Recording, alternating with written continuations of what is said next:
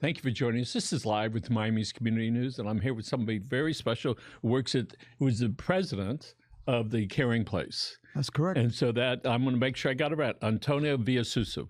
That's beautiful. All right. Thank you very much. I know I mispronounced it, but we're still good. Yeah. All right. So tell us about the Caring Place and the origins of it. Well, the Caring Place is a very unique place. People come in there, broken lives arrive at our doorsteps, and we see transformation really take place. We see people restored.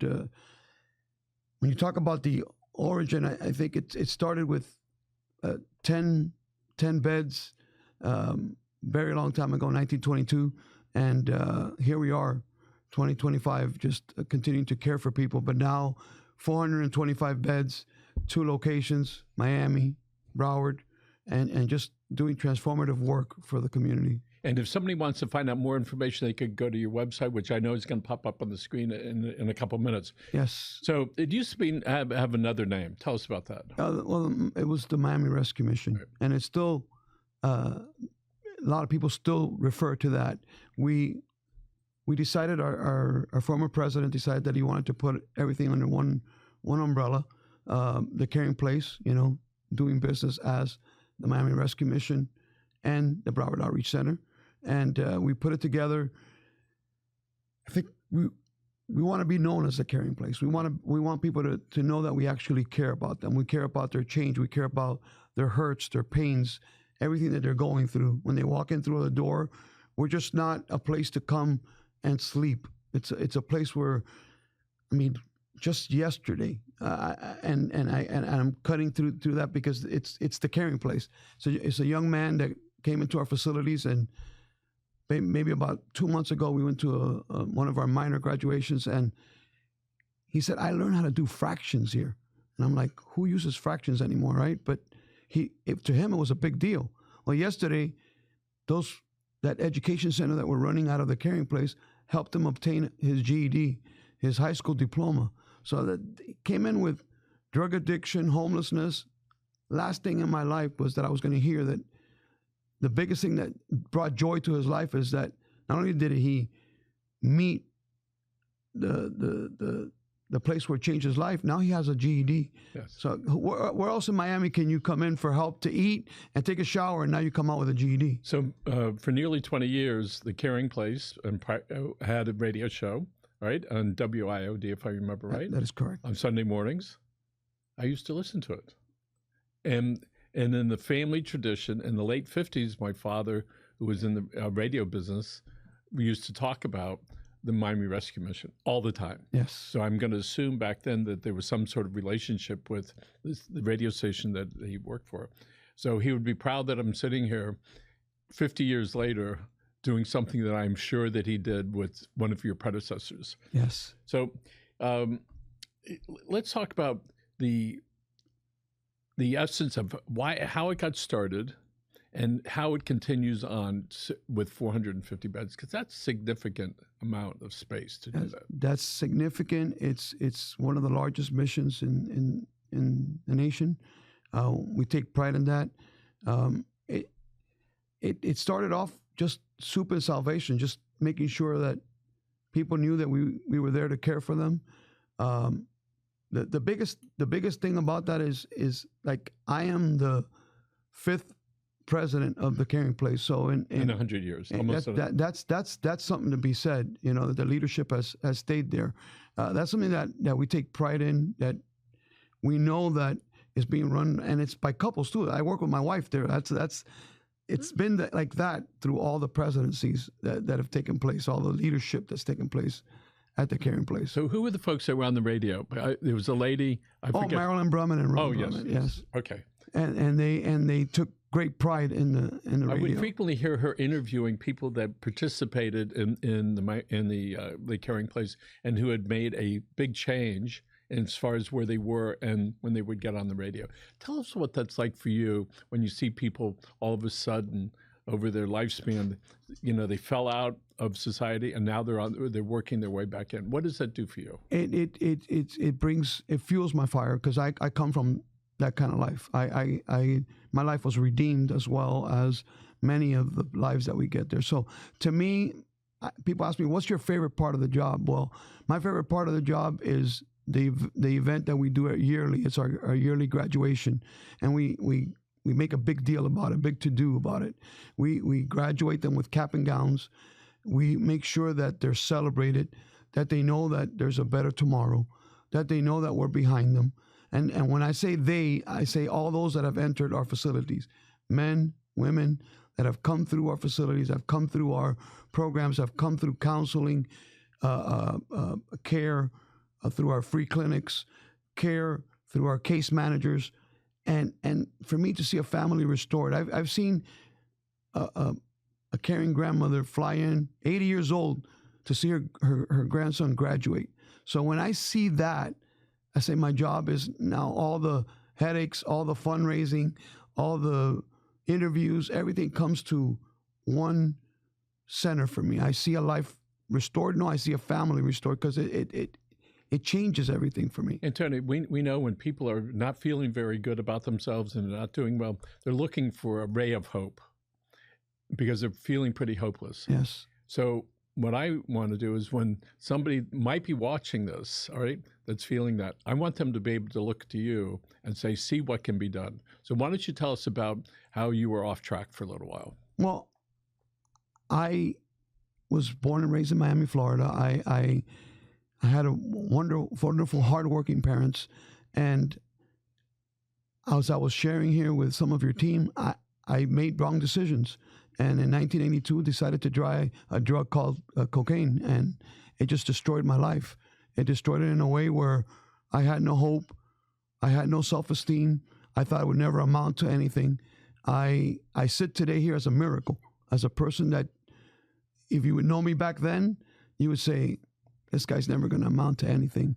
But here I am as a walking miracle. So I went through these steps, and I get to now put a hand up to somebody and help them back up to get back on their feet. So I was once blind, and now I see.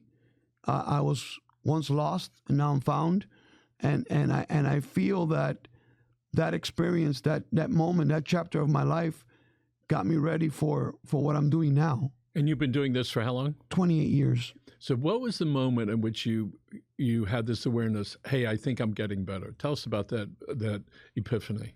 Well, the moment didn't come easy. It was very hard on my family, very hard on my loved ones. And there's many people that are going through this in our society. They're going through it right now. And you asked the key question, what can they do? Well, a person that's going through this can only make the decision for themselves. Nobody can make it for them. So the moment that I knew I knew I had to do something is I got to my house, I knocked on the door. They usually used to let me in, and with tears in her eyes, my mom said, I can't let you back in the house. And I said, what do you mean you can't let me back in? I live here. She goes, at this moment, you don't live here anymore. You were how old? I was 27, exactly 27, about to turn 28. And I had to do something with my life. So what was that like when she said, sorry, you can't come in? I didn't believe it until the cops showed up at the front door. Your mom called the cops on She you. called the cops on me. And she was listening to some advice from somebody in our community. And I thank that man today profusely. His name is Eddie Gonzalez. And if I can say it, I want to say it because he deserves a shout out.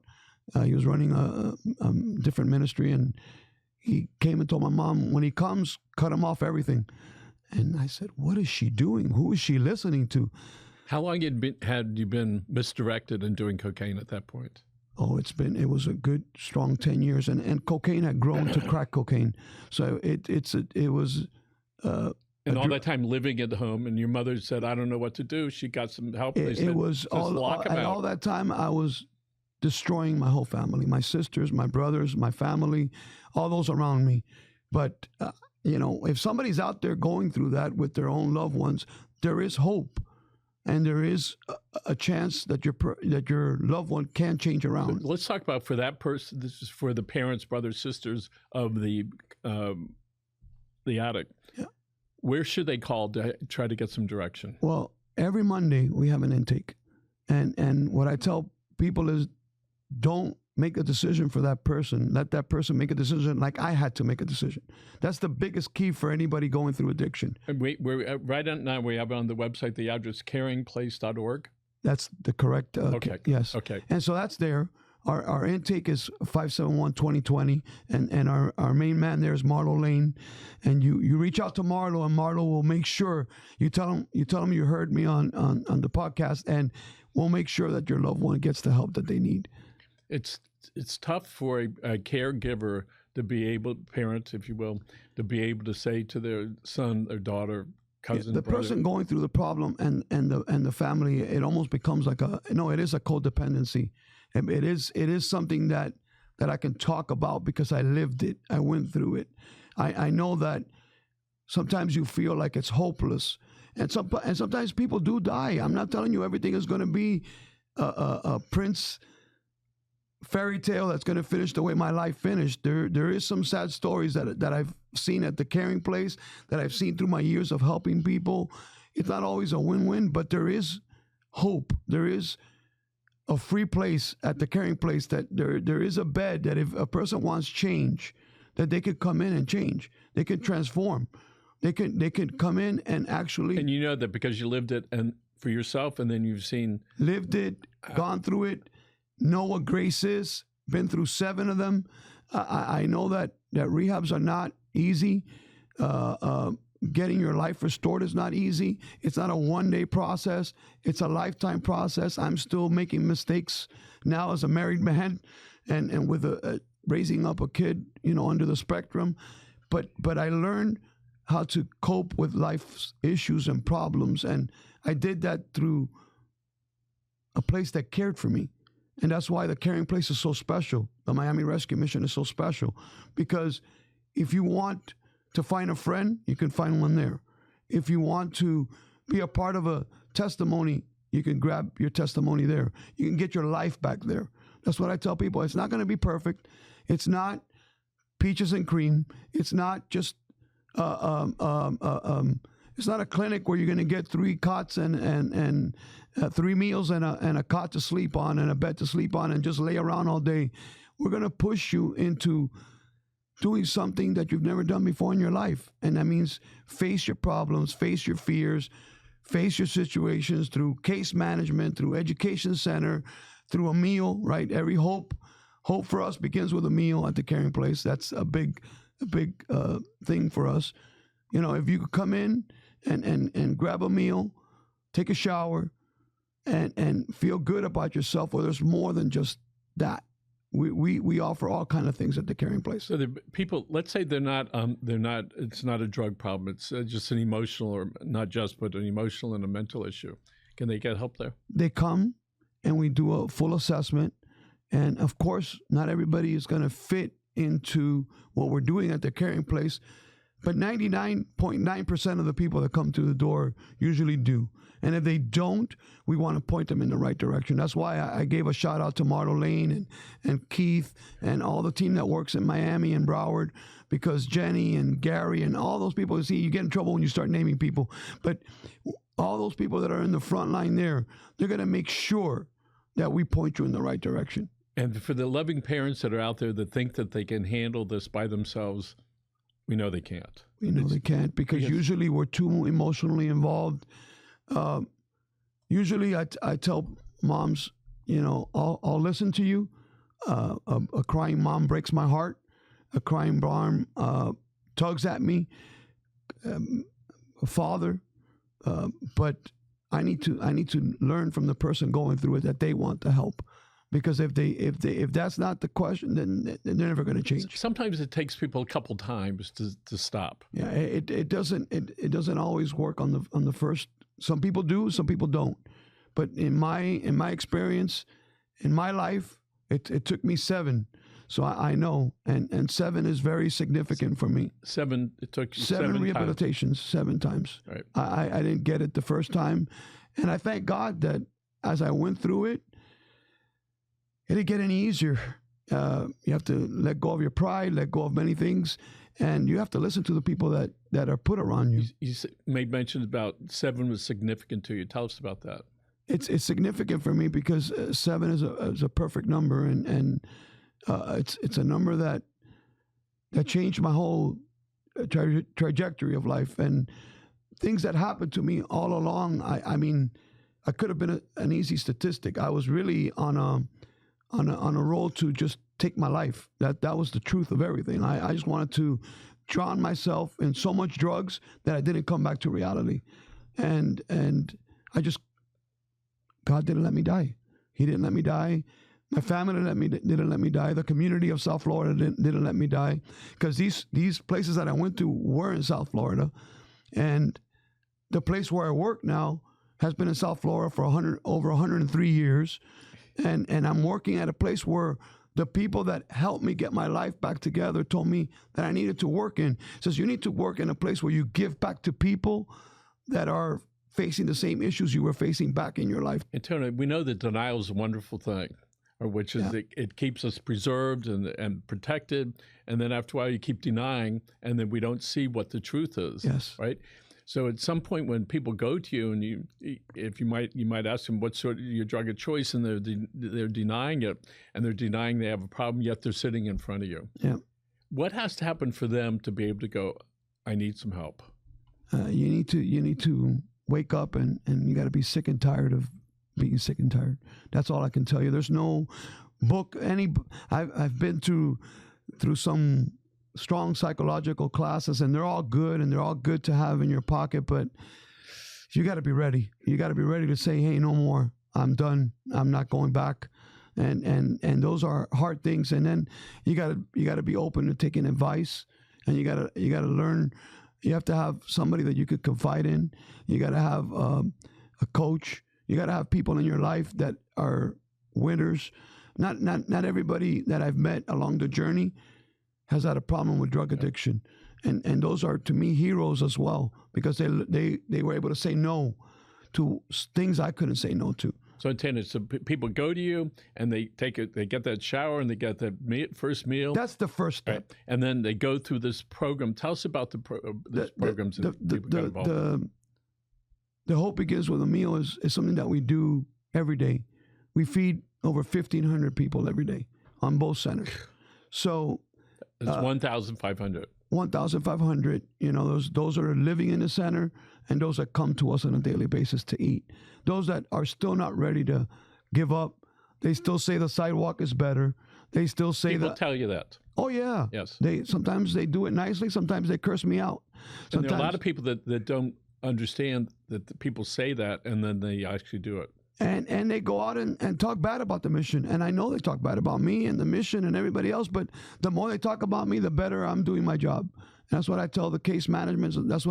Don't back down, because without backing down, you're saving a life. And if people hear us, there's hope for change. So the Regeneration Program is a free program. It's 12 months. You check in for free.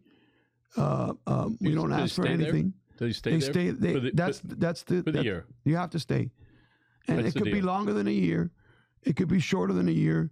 It all depends on the person, because you're working on it. So the first 30 days is a big deal for us. We give out a certificate for the first 30 days. And people say, why do you do that? Well, you gotta start celebrating every moment. And 30 days drug-free, alcohol-free is a big deal. So we give a certificate, we give out clapping, we give all kind of stuff to that moment. Then when you make it to 4 months, we give you an 8-hour pass. During those 4 months, if you make it to 4 months, you could get tired, because you think you've made it, and you haven't. You're just touching the surface. And so you push through, you get your first pass, you get to go out for 8 hours, you have to come back.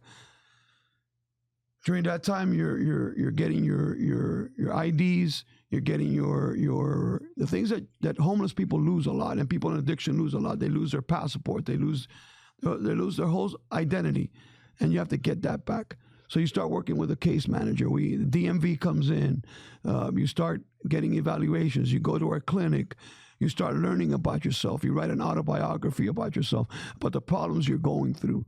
So you're not just sitting around. You're doing housekeeping duties. We may assign you to work in the kitchen, and that's where it gets a little bit funny sometimes because people say, "Oh, you take money from the government. Oh, you do this," and really, we don't. We do have some contracts that we work on.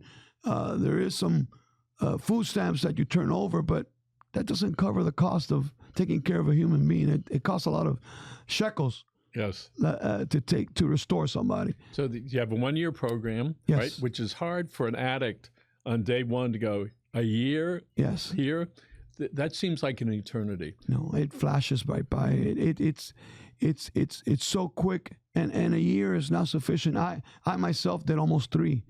When I went through my rehabilitation, it was almost 3. It was 2.7 to be exact before I stepped back in Miami during my rehabilitation. You can't put a date and a time on rehabbing somebody. 30 days sometimes could be enough, could not be enough. A day could be enough. A moment could be enough. A year can be enough. Sometimes we just have to take a pause, and the pause could be a day, or it could be a year, or 2 or 3. Yeah, and if a mother is listening, or a parent is listening, or maybe somebody that's in a high-profile seat is listening, and they're going through this with their kid, with their loved one, you're not going to fix them, and you're not going to put a time period on getting them fixed.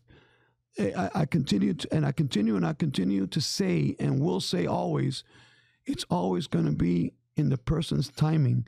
You have to say, yes, I am done with this chapter of my life. I want to begin a new chapter. And that's why I always tell people in our center, we get partnership with different sports teams and different people that we do, and we have a home run team for mentorship, and I'm a big component of all those things because you need to create new memories to take out the old memories. And so I'm a big component of creating new ones. So is the Caring Place, the Miami Rescue Mission. We want to create and build new memories. So, Antonio, let's talk about the staff. Yes. Tell us about Wonderful staff. Our staff is nonstop, 365, picking up the phones when they don't have to. I was naming a few off the bat, but we have a media staff, we have frontline staff, we have administrative staff, we have staff that does. How many people are on the team? Right now, we are too shy from 100, but we pride a lot from hiring within. So the same people that we put through our program, we believe in, and we give them chances. And sometimes in-house, we say, "Oh my God, we did all that paperwork, and the person had a mistake, or went back out." And I say, "Hey, listen, that's the story." So inquiring minds want to know, how does this organization afford to have nearly 100 people on staff and help hundreds of people a day and 1,500 meals a day? Because of the listeners, because of those that are the mom and pops that take care of us, because of grants, because of donors that believe in what we do, but believe in our cause, believe in our Christian values and the values that we instill into the men and women that come through our program, the values that are put together.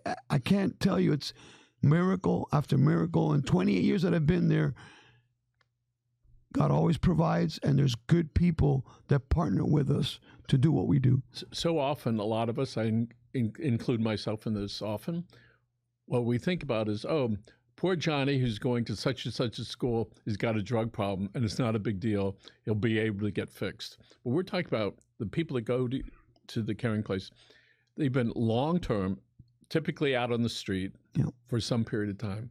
How long have they, on average, would you say they've been? Long-term, it could be anywhere from upwards of 20-plus years to today. We just received a 24-year-old out of the streets of Miami Beach. So it varies.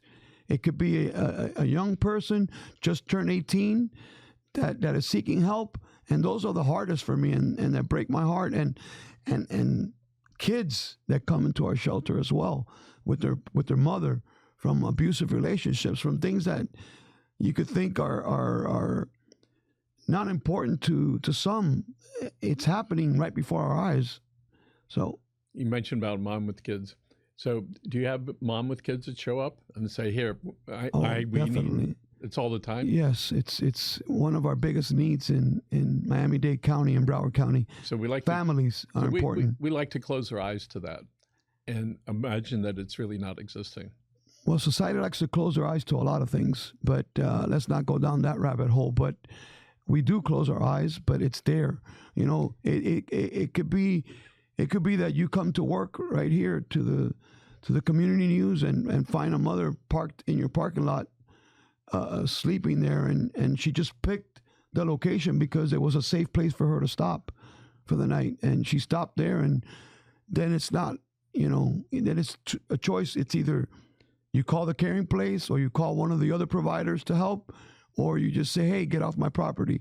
And most of the time is call the police, get her off my property, and we don't listen to each other. About 40 years ago, there was a guy named Lee Green. We'd let him sleep at the front door. Yep. He slept on the street. So one day as I'm pulling up, I see these teenagers throwing rocks at the guy. I completely lost it. Yeah. I grabbed the kid, and I'm like hitting him against the wall. Yeah. I was so incensed that here's this guy who's homeless, just terrible. Everything in life that was wrong, the bad that happened to him. So I realized I was pretty passionate concerning that. Let's flip towards about a year ago. I was sitting at a stoplight in my car, and I was watching the person who was asking for money come forth. So I had this whole conversation with myself, which I subsequently wrote about it, which was, he's coming over. Should I ignore him? Should I give him any money? Should I look the other way? Because we do that all the time. We look the other way. We look down, right? And should I give him something? What should I do? So I have this 1-minute conversation with myself. And then the light turned green. And I said to myself, okay, on to your next lesson. So I wrote this story about how I was feeling. How you were processing it all. Right? So I said, well, I'll give him some money. Should I look at with the bill? Is it a 1? Is it a 5? Is it a 10? Is it a 20? Do I have coins? Do I actually want to touch the person? Yeah. Do I want to keep it away? Right? You want to take a chance, just reach whatever it is and be able to do it. What do you want to do to help this person? And it was interesting that it comes up today that so often when I'm sitting at those traffic lights, we all generally look the other direction. Yeah. And we look, and so often, by the way, I'm looking through the middle thing, looking for money, and it's so close to get it. I finally find it. And the light turns green. The light turned green. And you say, next time. Yes. And so often we do that. So I think it behooves us to be able to recognize that we have that within us. And so let's just figure out a way that you can do it, whether it's there or for your favorite charity, whether it's the Caring Place or any of the dozens of places. I've been at the other side of a dollar bill as an addict. And there's the process that I agree with you 100%. Even as a person that helps people every day, that I've been through every ranking that you can imagine at the Caring Place, sometimes I have those conversations. Is my $5 that I'm going to give him going to be the last $5? Is he going to shoot up fentanyl and die with the $5 I give them? It's really not up to me. I learned that it's better to have a care package in your car and you know, hand them a care package. We can do at the Caring Place. We can help prepare that if somebody wants to get educated on that. So we might even be looking for it next time. Say, okay, here we are. And sometimes they get mad that you give them a caring package, but the ultimate thing is it's your decision. If you want to give somebody $10 because you want to bless them, do it. And if you don't. And sometimes those people that are out there don't want to get help. They're still in the world of their addiction. So 103rd Street and the Palmetto Expressway, I pull off. There's a young lady and a guy and their baby about this big laying in the grass. Oh, my God. Ran into those before, too. And it's like, when we give, we and give. And we want to make a difference. We want to make a difference. Yep. So my pastor, why did you do that? They're just going to waste it. I said, because this little baby sitting in the, I don't guess he's 4 or 5 years, laying 4 feet from my left front tire. And so I know that we as a community, global community, have to do more things. Somebody that I know, he sort of disappeared from sight in the last 2 months. And so I went to his house. I kept honking the horn. And he finally comes out with no shirt. He had lost 30 pounds in about 2 weeks. Wow. I barely recognized him. I said, "Oh my God." I said, "What are you doing?" He says, "Well, it's wine." Okay, it's wine. So I spoke to some people. They got him into a hospital. 2 hours later, he left. Wow. Because he couldn't handle it. Yeah. So I went to his mother, who was old, completely blind, all right, completely. Yeah. And I said, you need to get somebody to get him some help. I said, because he's going to fall, all right, and he's going to break his head, all right, or he's going to get all cracked out or whatever it was. So they wound up getting some help, and then I saw him not too long ago. He says, "I'm going into rehab tomorrow." I go, "Where's that?" And he goes, "I don't know." Then finally he spit out the address. I don't know whether it was a real address or not. But he realized until people are ready, they're not going to stay. Just like you walked out of the hospital in 2 hours. I've actually had conversations with people, and they say, "Well, you say you're a pastor. Can you pray?" And I've prayed a hard prayer. I pray hard prayers with people sometimes, and I say, if we can save her son, Lord, please put him in jail. Please put him in rehab if he's ready, or please bring him to us. Please do something drastic. And they've thrown their hand and go, "Why are you praying that prayer? I don't want my son in jail." I go, "Ma'am, I'd rather your son in jail, that we can go visit him and try to get him out and get him into rehab if he shakes out of it, than having to go to a funeral to see him 6 foot down in a hole because he didn't make a decision to get help." Antonio, we're going to wrap in just a minute, but I do want to thank Rachel, who's producing the show. Rachel is a school teacher. She teaches 3rd, 4th, and 5th graders in Florida City, which is 30 miles from here. Thank you, Rachel. And she really cares a lot about these kids, and I've seen it. She's been here now about 2 years. And when she gets done working in Florida City, she drives her car, drives all the way up here in South Miami, all right? Incredible. And then drives 3/4 of the way back to go home. So there are a lot of caring people that are out there, and you're certainly one of them, and your team of almost 100. So congratulations. Thank you. And again, if people want to find out more information, they can go to the, would you put that back up there? To thecaringplace.org. .org. And they can find out more about what you do. All right, if they want to make a donation, they can do that. They can do there, and we have a couple of events coming up. Next Saturday, we're going to be giving out backpacks to the community. We have 500 families already signed up. Every year it happens that quick.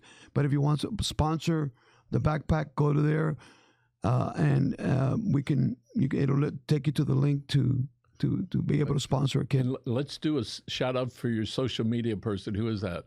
That's Leah Sigalo. So I want to thank Leah for coming down here a couple of weeks ago and talking with us. Great job. Great young lady. Yes. So again, thank you very much for everything that you do. Thank you for having us. And for saving so many souls. Thank you so much. Thank you, Antonio. Let's look right into that camera right there. Folks, thank you for joining us. Remember, take care of yourselves and your family. Have a good day. Thank you, Mike.